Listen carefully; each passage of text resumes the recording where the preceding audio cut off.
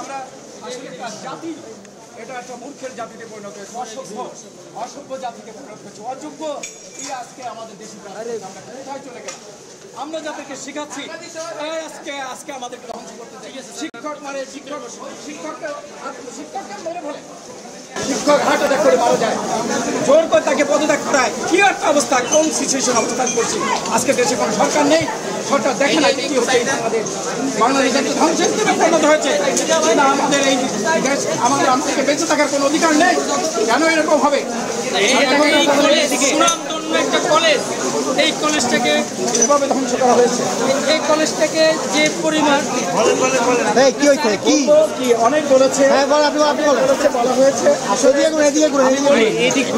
আমি একটু বলি যে আসলে বলার পরিবেশটা ইমোশন হয়ে যাচ্ছে।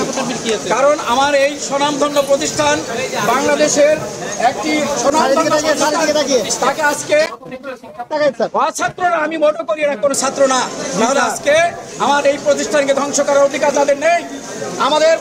আমাদেরকে আইন শৃঙ্খলা বাহিনীও সহযোগিতা করে নাই, কেন আজকে এই প্রতিষ্ঠান ধ্বংসস্তূপে পরিণত হবে?